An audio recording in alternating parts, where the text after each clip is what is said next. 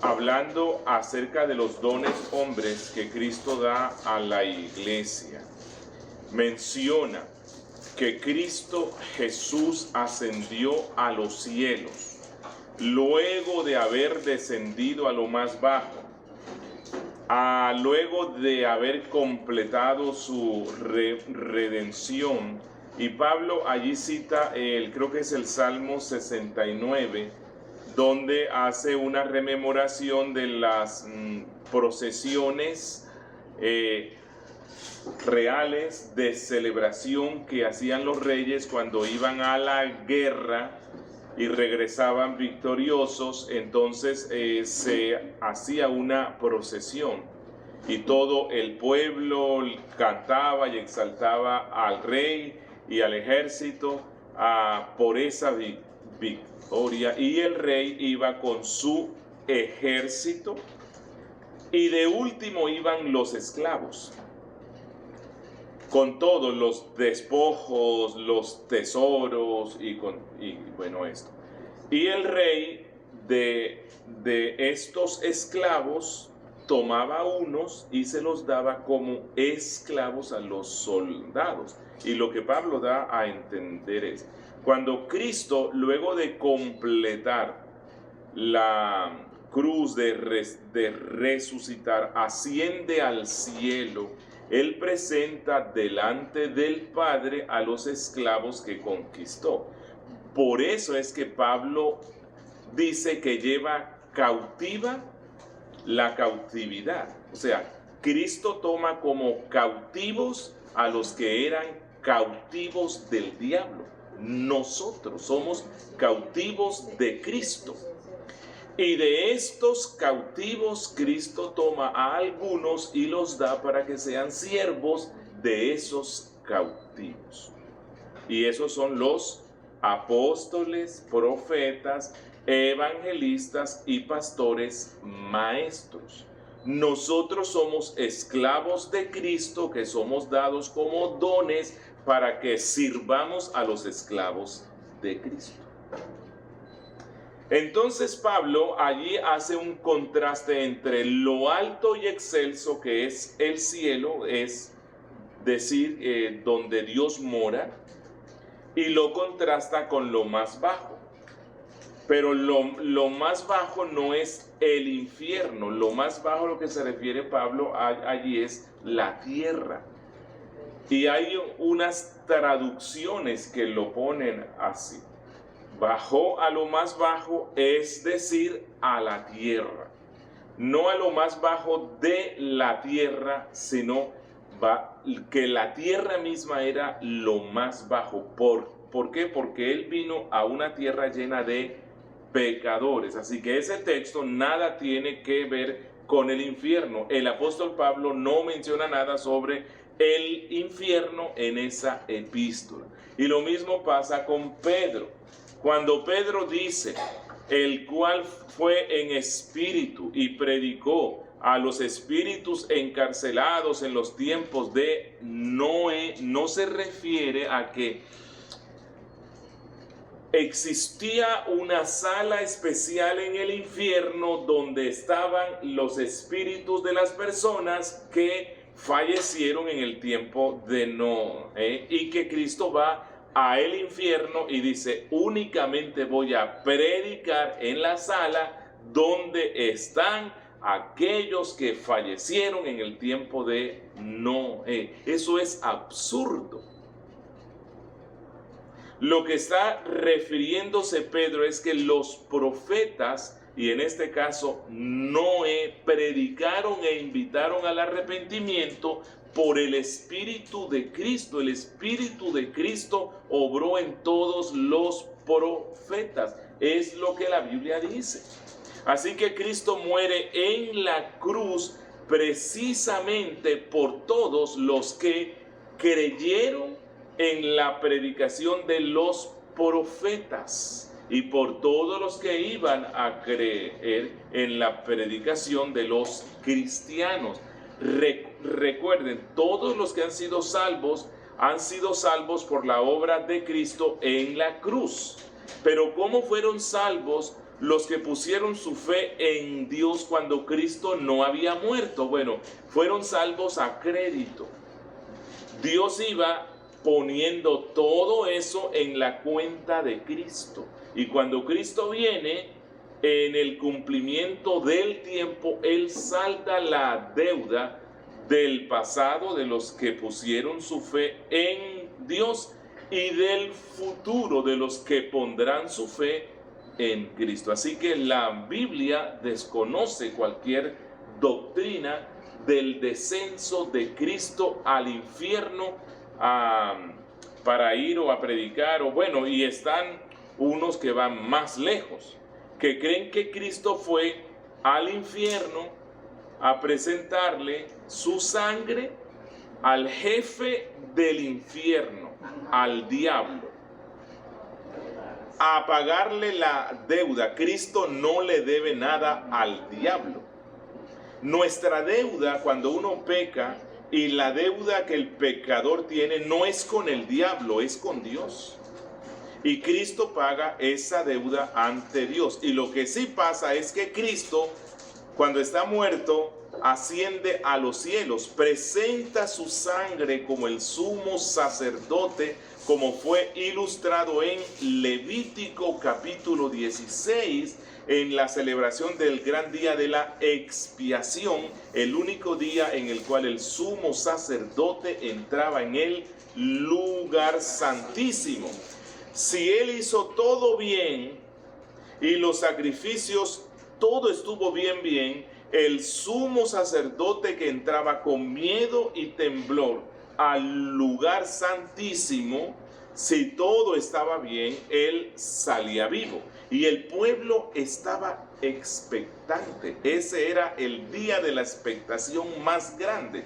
Porque si el sacerdote no salía, significaba que Dios no perdonó los pecados, no aceptó el sacrificio. Bueno, Cristo como sumo sacerdote entró al lugar santísimo durante esos 3 días que estuvo muerto. Y la resurrección tiene la importancia de que cuando Cristo resucita, Él está mostrándole a su pueblo: la ofrenda ha sido aceptada, el perdón ha sido aceptada, la expiación, todo ha sido satisfecho, hay salvación para aquellos por los cuales vine a dar mi vida. Así que Cristo no fue a ningún infierno, pero sufrió el infierno.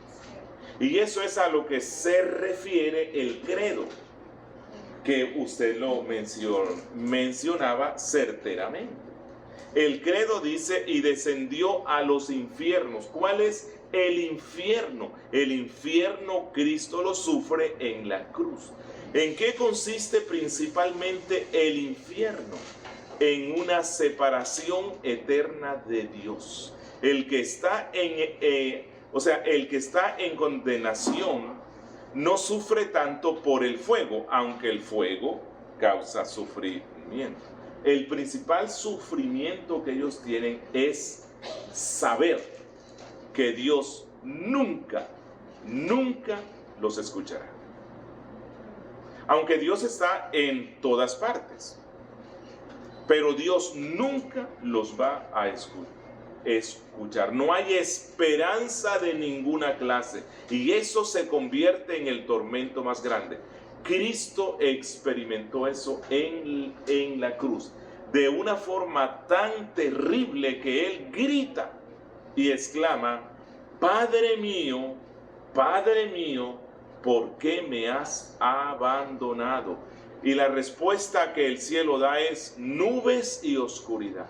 Allí hubo una separación. ¿Cómo fue eso? No sé. Cristo sufrió el infierno en la cruz. Y se termina allí este tema. Bien. ¿Tiene un video usted de su canal? ¿Cómo dice? ¿Cristología? Sí. ¿Tiene video De Cristología no. No. ¿Libro? Tiene que leer. Ok. ¿Cómo esperar? Bien. Les dije que una de las formas a través de las cuales la Biblia nos da el conocimiento de Dios es por medio de los nombres, sus nombres. Los nombres de Dios nos dan una revelación de quién es Él. Pero recuerden, incluso con los nombres, sigue siendo una revelación limitada, que no se les vaya a olvidar esto. Toda la revelación que obtengamos sobre quién es Dios siempre va a ser limitada, pero si está fundamentada en lo que la Biblia dice, eso poco que sé sobre Dios es verdadero. Lo máximo que uno puede hacer es rasguñar un poco el conocimiento de Dios, pero esas migajas que nos caen de ese rasguñar el cielo son suficientes para que uno viva para su gloria, para que uno se goce en Él y para ser salvo. Para ser salvo. Esa es la razón por la cual Pablo en Romanos 11, 33 al 36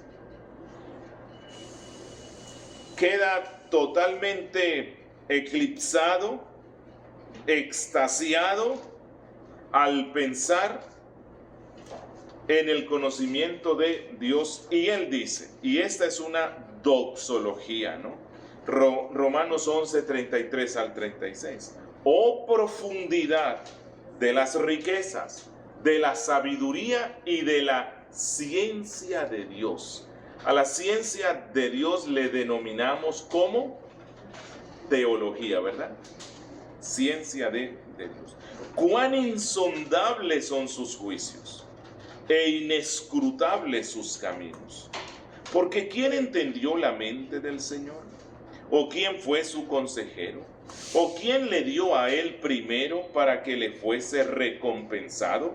Porque de él y para él son todas las cosas. A él sea la gloria por los siglos. Amén. Eso es lo máximo que puede decir uno. Dios es insondable, incluso aunque uno se vuelva experto y comprenda a la perfección todo lo que la Biblia dice sobre Dios.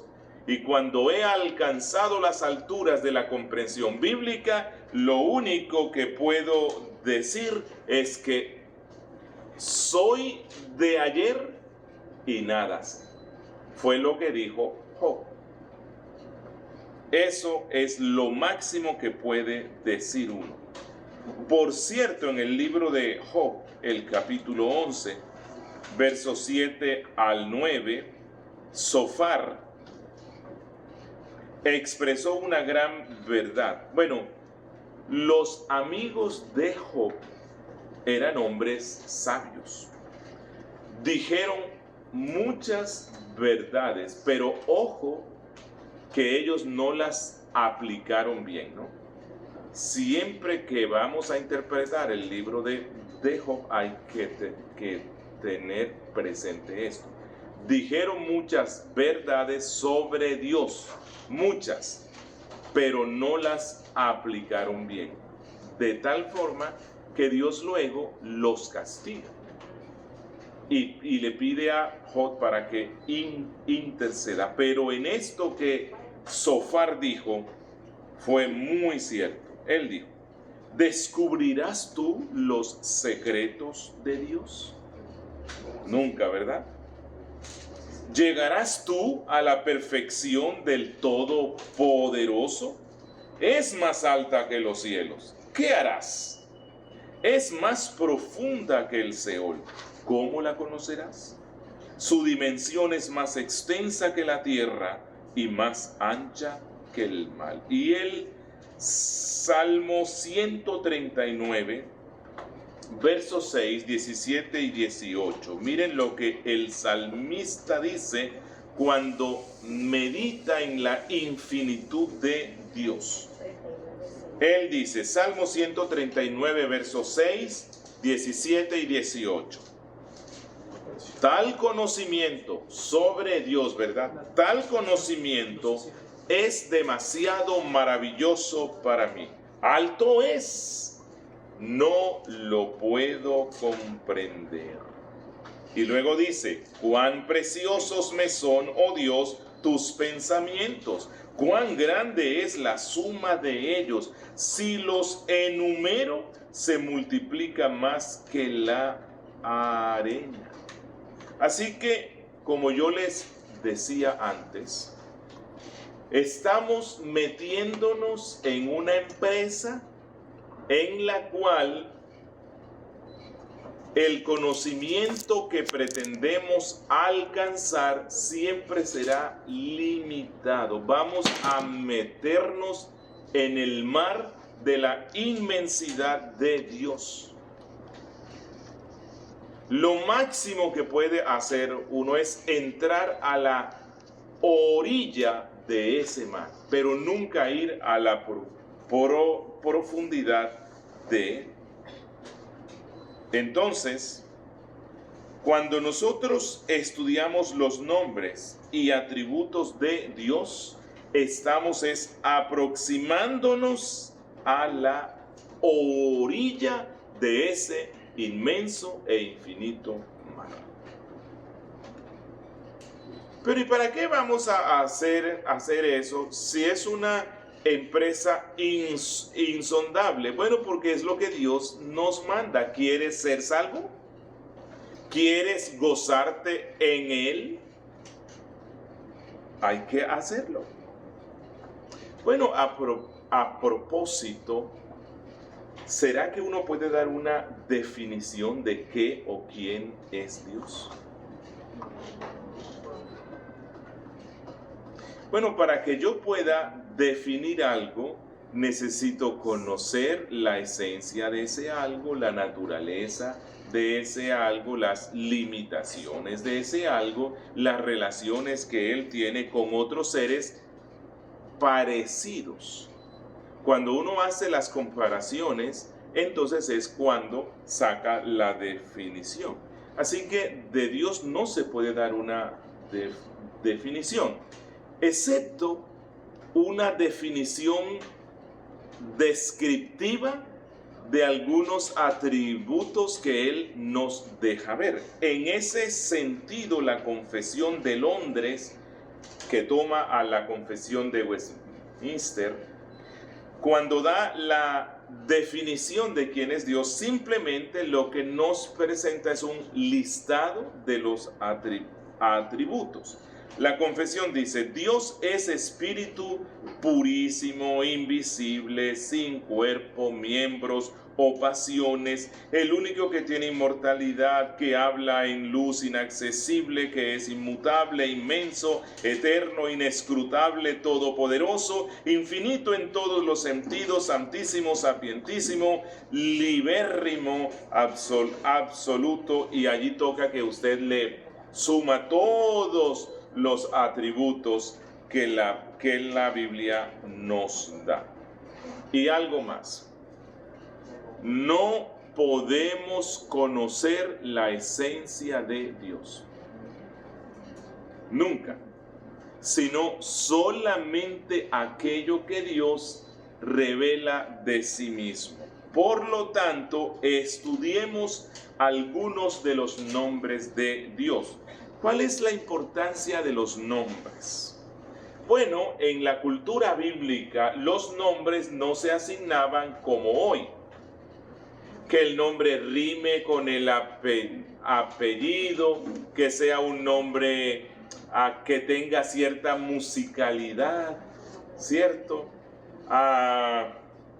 Porque así se llamaba fulanito de tal, por la estrella de cine o de fútbol o de lo que sea, y entonces así ponen los nombres, ¿no?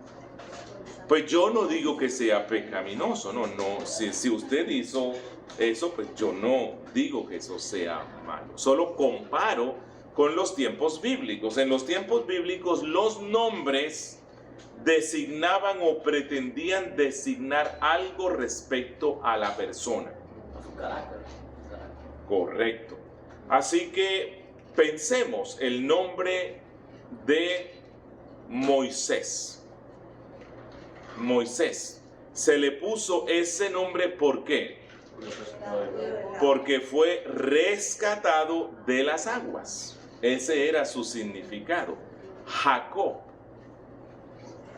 Sus padres le pusieron ese nombre porque cuando él nace se dieron cuenta que su mano venía agarrada del pie del hermano mayor, dando a entender: cuando estemos allá afuera y crezcamos, voy a hacer todo lo que está a mi alcance para que la primogenitura sea mía. Jacob, el engañador, el usurpador. Que peguemos Dios. Lea. Bueno, es un nombre que algunos dicen que viene de una raíz hebrea que tiene la connotación de cansada, fatigada, posiblemente por sus ojos delicados, cansados, que es lo que se cree que significa, ¿verdad? Jesús,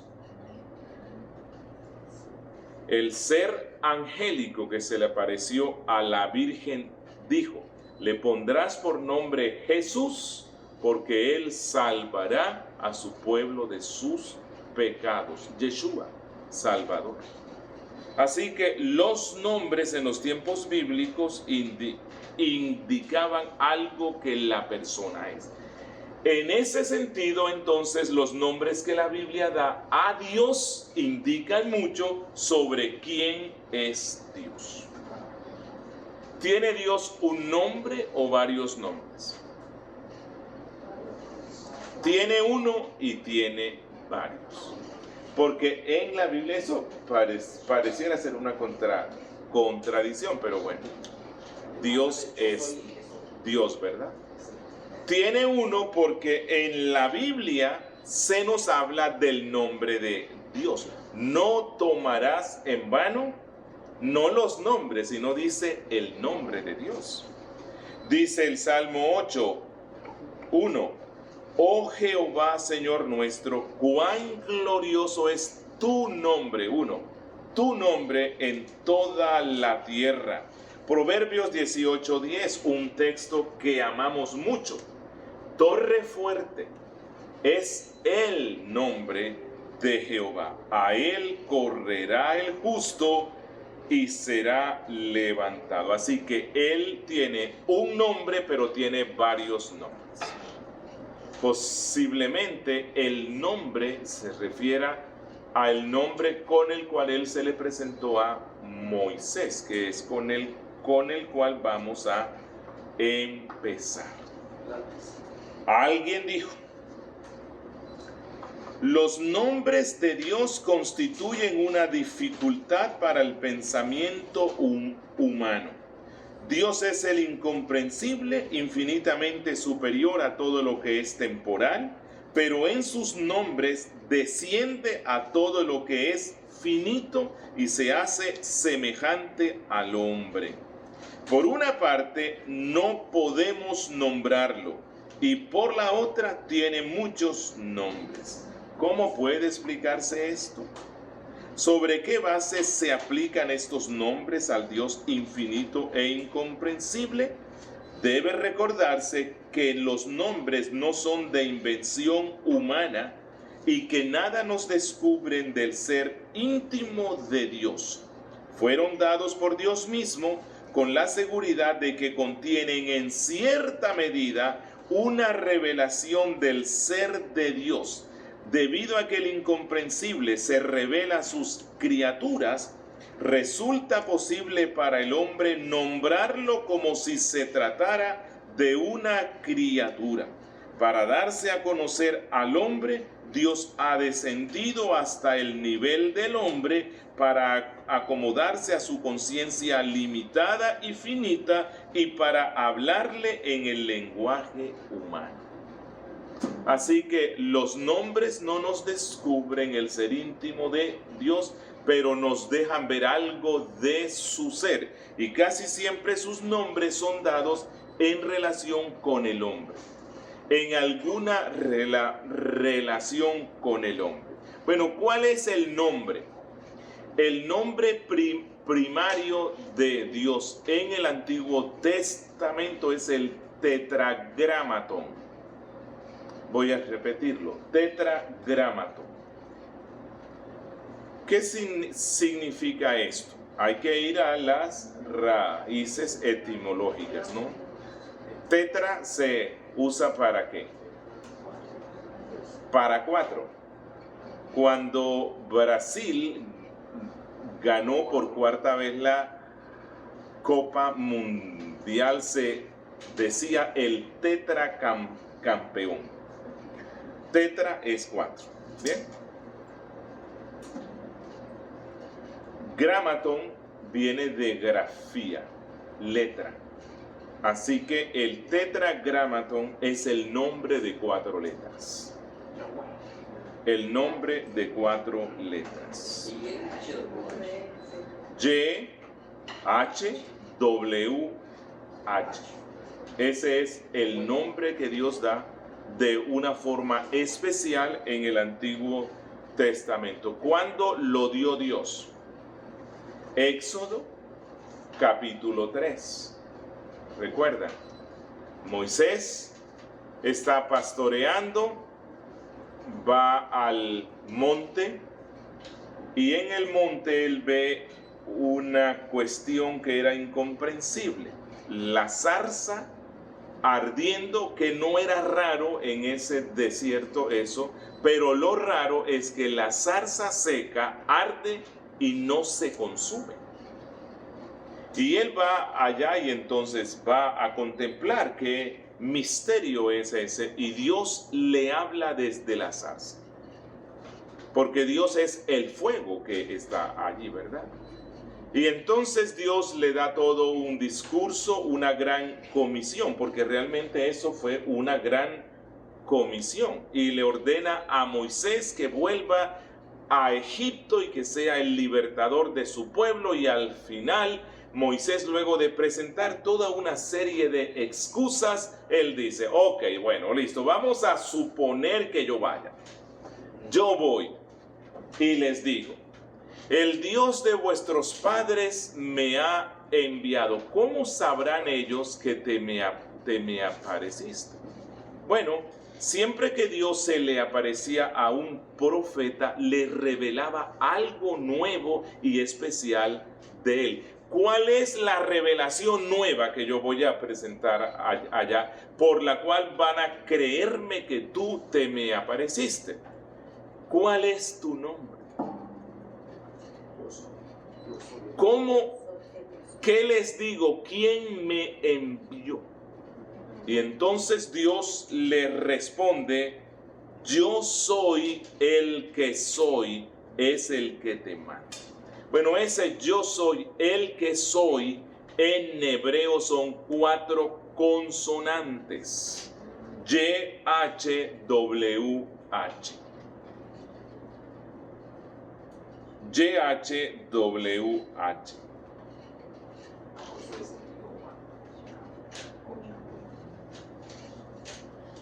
¿Qué significa entonces ese nombre? Yo soy el que soy. Luego, cuando estemos viendo por Zoom, porque eso sí va a ser por Zoom, el atributo de la inmutabilidad y especialmente el atributo de la aceidad, vamos a entender más en profundidad el significado de este nombre, yo soy el que soy. Pero baste por este tiempo decir esto. Cuando Dios dice, yo soy el que soy, es el que te manda, hay algunos que creen que Dios no está dando ningún nombre.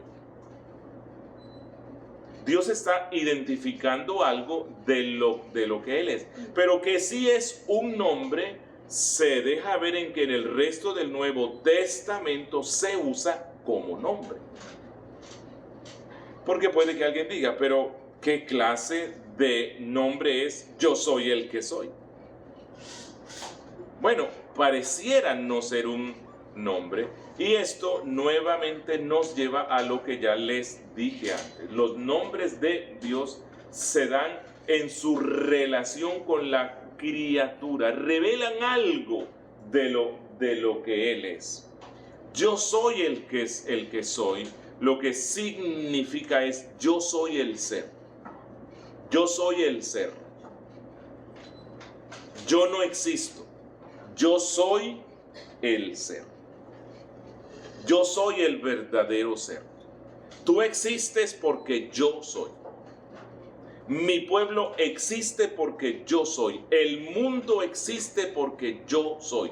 Yo soy la fuente de todo lo que hay. Nada existe si yo no soy. Y ese yo soy es el que te manda. Así que si el que te manda es el ser, el único que puede decirse que es el ser, entonces tienes que ir. El yo soy, ¿verdad? Se me vino a la mente, ¿no? De que puede ser una respuesta, bueno, es una respuesta de Dios para todas nuestras preguntas, para la pregunta del ser humano acerca de las cosas, de por qué son. Sí, Señor. Cuando preguntas, cuando a veces te preguntas a Dios por alguna situación en especial, Dios, pues nada más me vino así la mente. Ok, sí. Es una respuesta de Dios a todas nuestras interrogantes. Y es una fuente de consuelo. Y es una fuente de consuelo, exactamente. Es algo hermoso. Y nada más se me vino ahorita a la mente y wow. Pues no hay mejor respuesta que esa. ¿Sí me refiero? Sí, claro. Cuando le preguntas algo a Dios, yo soy. Mira que este nombre, yo soy el que soy, o bueno, dicen los expertos que la mejor forma de pronunciarlo es Yahvé o Yahweh. ¿Por qué? Bueno, ¿por qué hay esa discusión?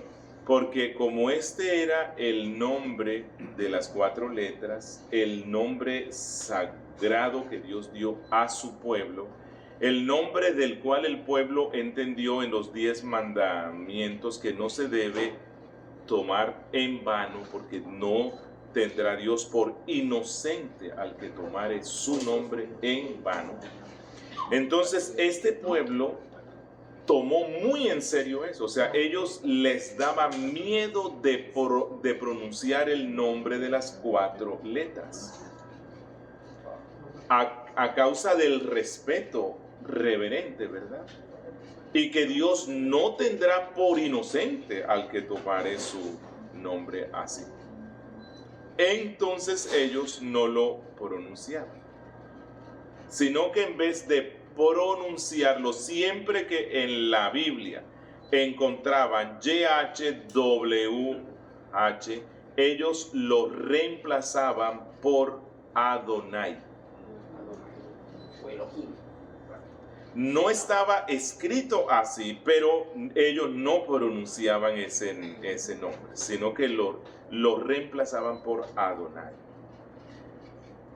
Con el tiempo, siendo que el hebreo se escribía solamente con consonantes, no tenía vocales. Entonces, ¿cómo conocía la persona cómo se iba a pronunciar? Era la memorización. Era una lengua que requería la memorización. Así que eso lo memorizaban.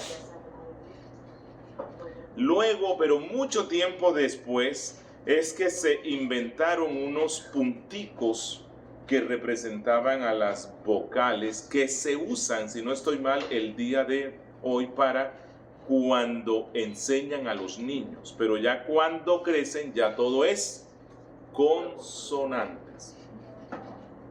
Entonces, como el Antiguo Testamento está escrito solo con consonantes, y el nombre no lo pronunciaban para no violar el mandato que Dios dio, se perdió la pronunciación de ese nombre. Y no se sabe realmente cómo era. Hay una leyenda que dice que el único día que se pronunciaba ese nombre era en el día de la fiesta de la expiación, y lo pronunciaba el sumo sacerdote, y lo hacía en el lugar santísimo, donde nadie lo escuchaba, ¿verdad? Así que bueno, así que los expertos, los traductores de la Reina Valera, en el siglo XVI, lo que hicieron fue que tomaron las vocales de Adonai, y el resultado fue Jehová. Jehová es la fusión del nombre de 4 letras y las vocales de Adonai, que no suena la misma cosa que en español, ¿verdad? Pero los expertos han puesto de acuerdo que la pronunciación más cercana es Yahvé o Yahweh. Bien.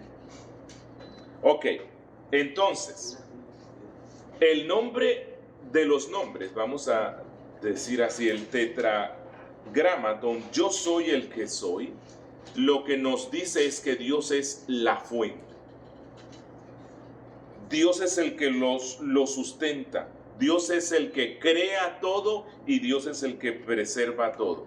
Vamos a suponer, si algún día Dios deja de ser Dios, desaparecería absolutamente todo, porque Dios es el ser. Dios es el ser. Por cierto, este maravilloso nombre ha despertado en los cristianos una cantidad de declaraciones de exaltación hacia ese gran yo soy el que soy.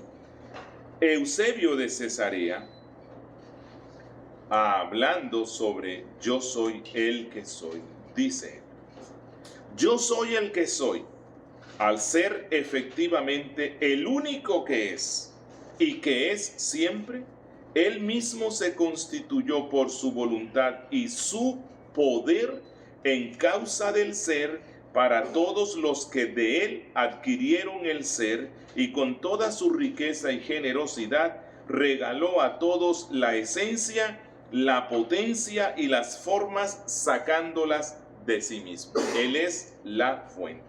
Atanasio, en su discurso contra los arrianos, dijo: lo mismo que existe un solo principio, así también existe un solo Dios, una verdadera esencia y substancia, que es la que dice yo soy el que soy. No son dos, es decir, no son dos principios.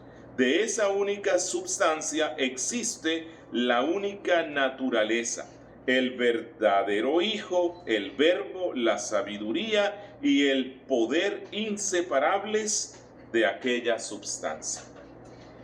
Hilario, en su discurso sobre la Trinidad, escribió: en ellos se encontraba lo siguiente en boca del propio Dios creador, que daba testimonio de sí mismo diciendo: yo soy el que soy. Y de nuevo: esto dirás a los hijos de Israel: el que es me ha enviado a vosotros.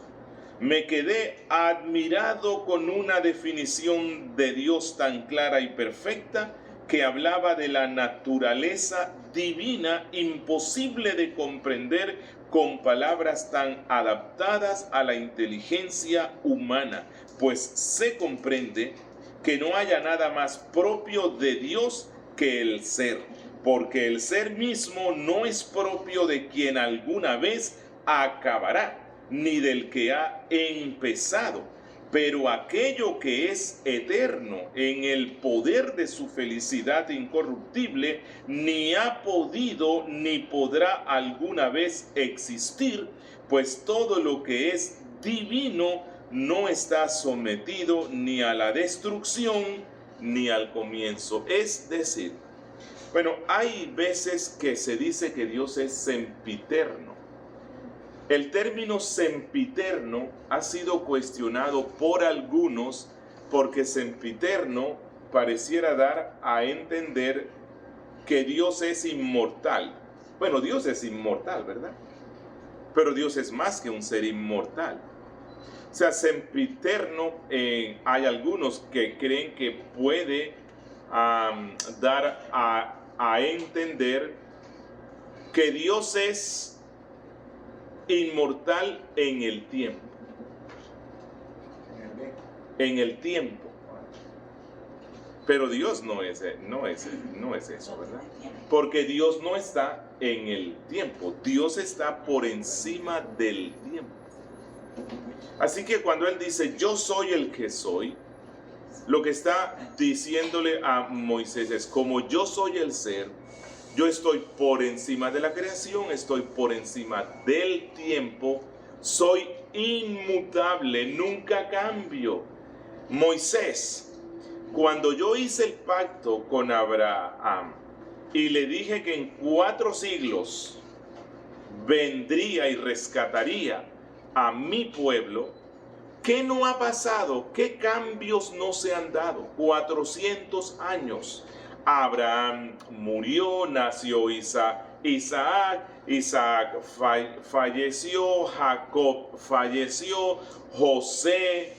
Es interesante ver que Moisés empieza diciendo, y se levantó un faraón que no conocía ni a José, ni lo que él hizo él. Han pasado reyes, han pasado imperios, pero yo sigo siendo el que soy.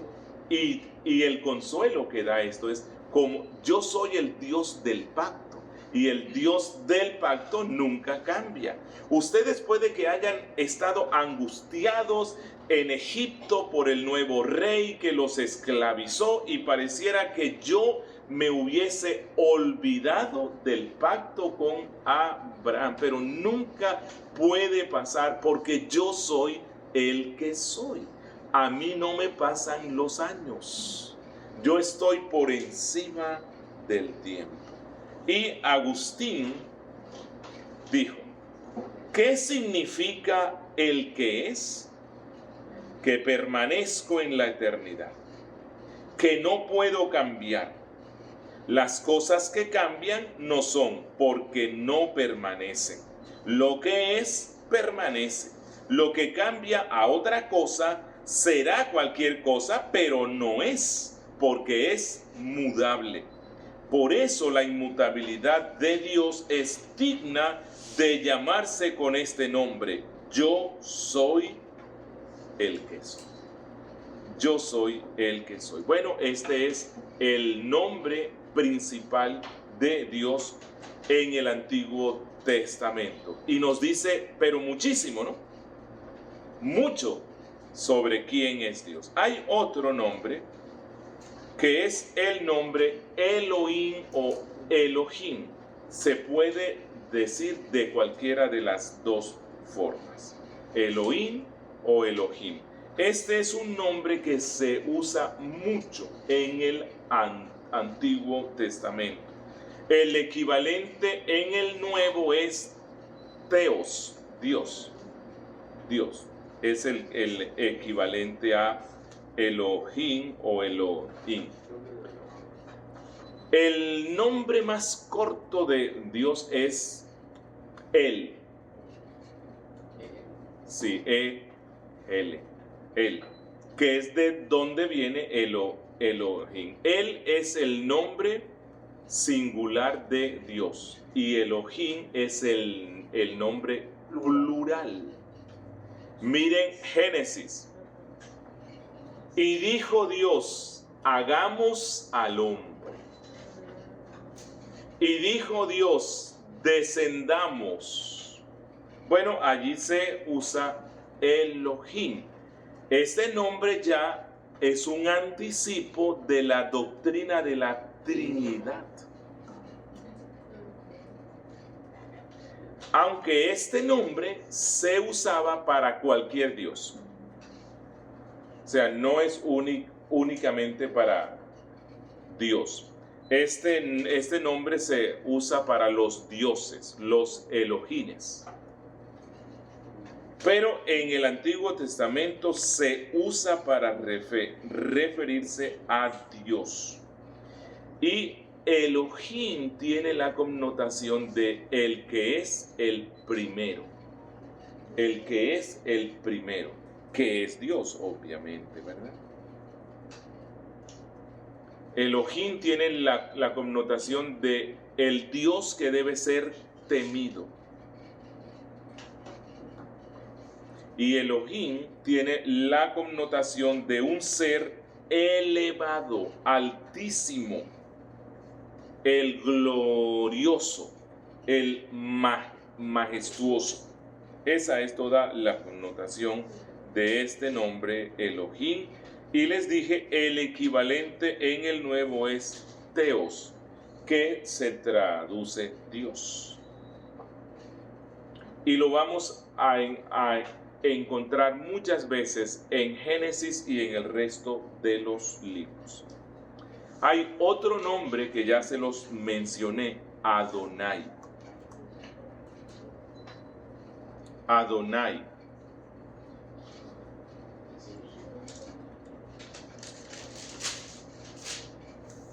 Adonai se traduce, por ejemplo, en Isaías 6 como el Señor.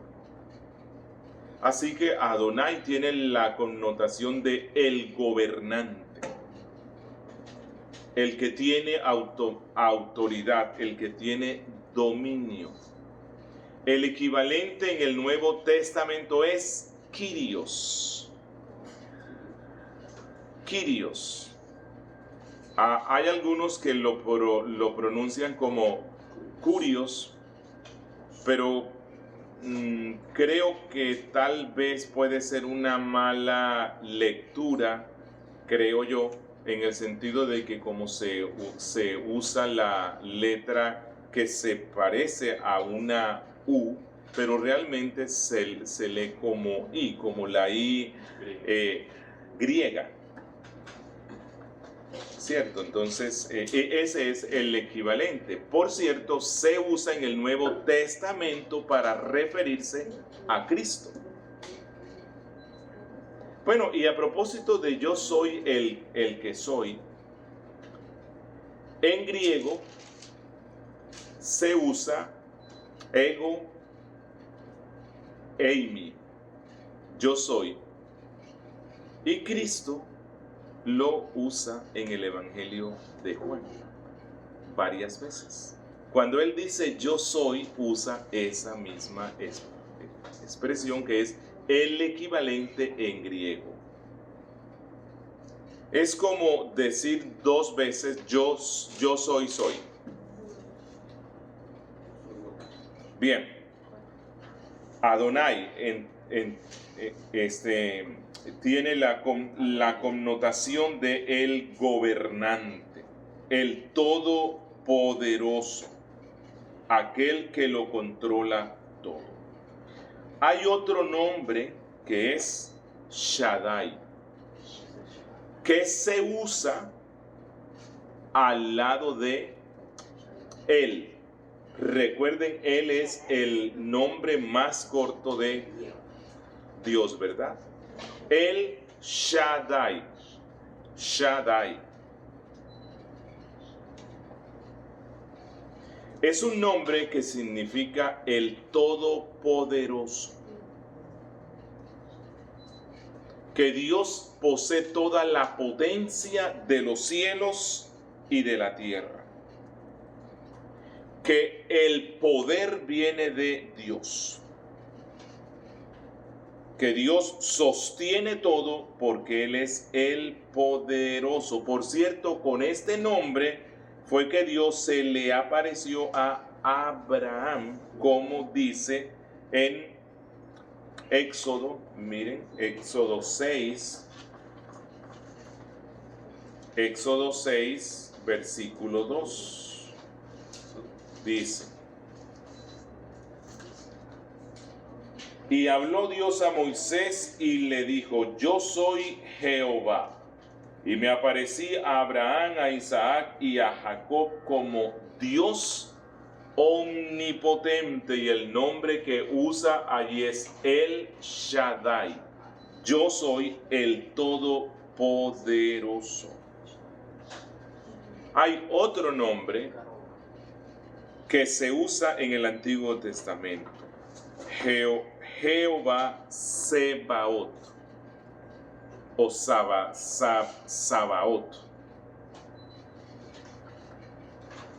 Y significa Jehová de los ejércitos. YHWH Sabaot o Sebaot. Dios, el Dios de los ejércitos. Dios es el Dios que controla los ejércitos del cielo. Y es interesante ver que muchas veces se dice Jehová de los ejércitos que habita entre querubines. Así que es posible que esto se refiera a que Dios es el que controla los ejércitos del cielo. Y por cierto que la Biblia dice que los seres angélicos son enviados para el servicio de los santos. Bueno, no significa eso que usted esté en una necesidad y va a decir, Dios envía a tus ángeles. No, usted se concentra en Dios. Dios, ayúdame. Y Dios sabe a quién manda. ¿Bien? Pero muchas veces manda a sus ángeles.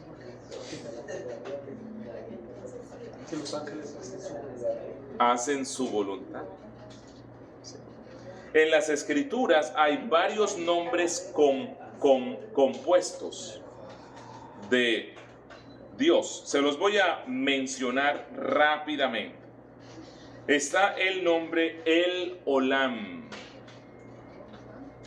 Recuerden, siempre que encuentran El, se refiere a Dios. Por cierto, hay muchos nombres en la Biblia que llevan el nombre de Dios, como Ezequiel, Joel, Daniel, Samuel, Peniel, Israel. Bueno, todos esos que terminan en él, ese es el nombre más corto de Dios.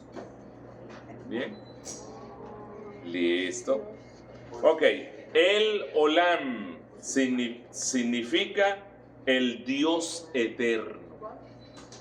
El Olam, el Dios eterno. Génesis 21, versículo 33. Allí se usa esto y se traduce como Dios eterno. ¿Ven que cada uno de los nombres nos dicen algo sobre Dios? El Eloé Israel. Ese es otro nombre compuesto. El Eloé Israel. Significa Dios es el Dios de Israel.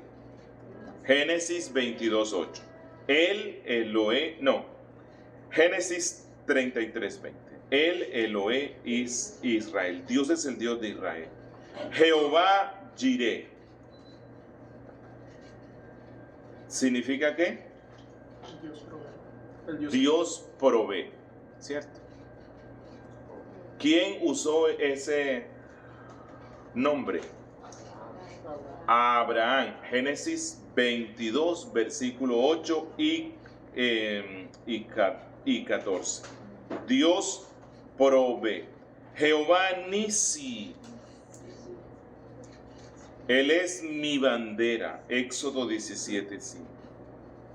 Jehová Shalom. El Señor es paz. Jueces 6:24.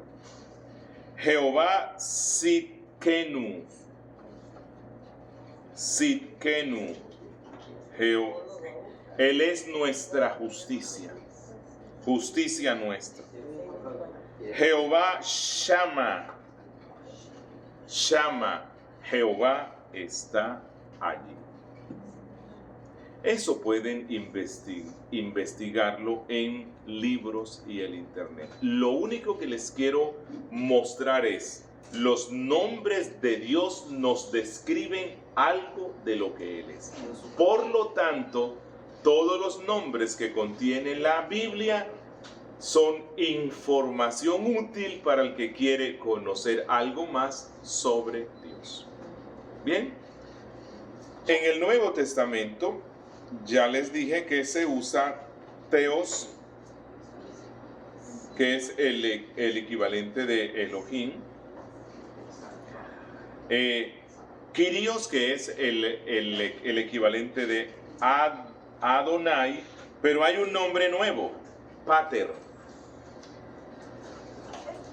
Sí, P-A-T-E, sí, Pater, que significa padre.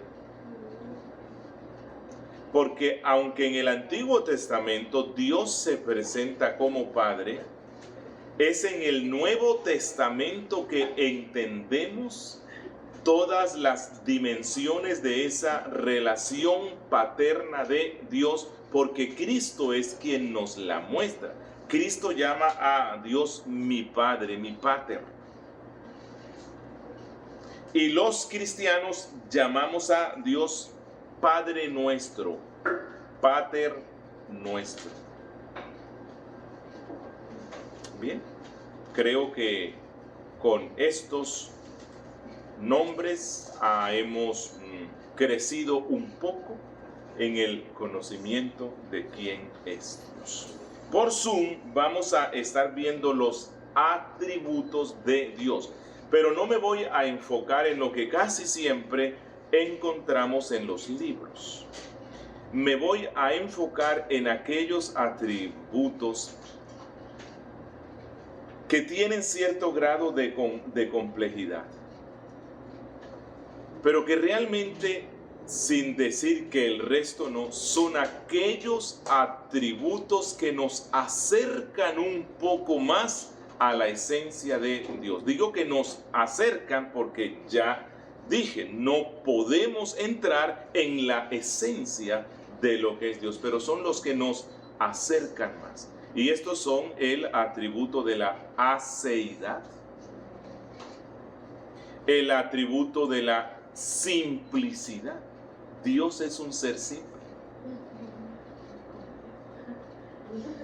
Sí, pero no es simple en el sentido de sencillo, ¿verdad? O sea, no en el sentido de sencillez, de simpleza. Pero Dios es un ser simple, es decir, no es un ser compuesto. Vamos a estar viendo la inmutabilidad de Dios y todas las implicaciones que eso tiene. Y vamos a estar viendo la infinitud de Dios. ¿Qué implicaciones tiene la infinitud? Y vamos a estar viendo, relacionado con la inmutabilidad, la impasibilidad de Dios, que Dios no tiene pasiones. ¿Pero qué significa eso? Bien. Ok, hermanos. Inquietud.